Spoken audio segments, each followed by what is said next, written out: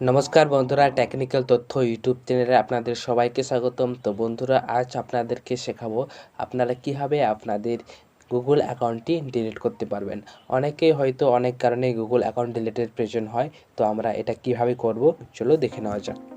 এর জন্য আমরা প্রথমে ক্রোম ব্রাউজার ওপেন করব। তো ক্রোম ব্রাউজার ওপেন করার পর আমরা সার্চ বারে গিয়ে সার্চ করব মাই গুগল অ্যাকাউন্ট। তো মাই গুগল অ্যাকাউন্ট সার্চ করার পর এরকম একটি পেজ চলে আসবে। তো সিম্পলি আমরা এই অপশানটিকে বেছে নেব, ডাটা অ্যান্ড পার্সোনালাইজেশন।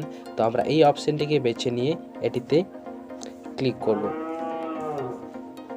তো ক্লিক করার পরে আমাদের সামনে এরকম একটি পেজ খুলে যাবে। তো আমরা নিচের দিকে স্ক্রল ডাউন করে যাওয়ার পর আমরা একটি অপশান দেখতে পাবো, যেটি delete a service or your account. তো আমরা এই অপশানটিতে ক্লিক করব।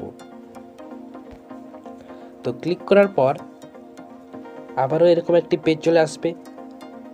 তো আমরা এখন এই অপশানটিকে বেছে নেব, ডিলিট ইউর গুগল অ্যাকাউন্ট। তো এই অপশানটিতে ক্লিক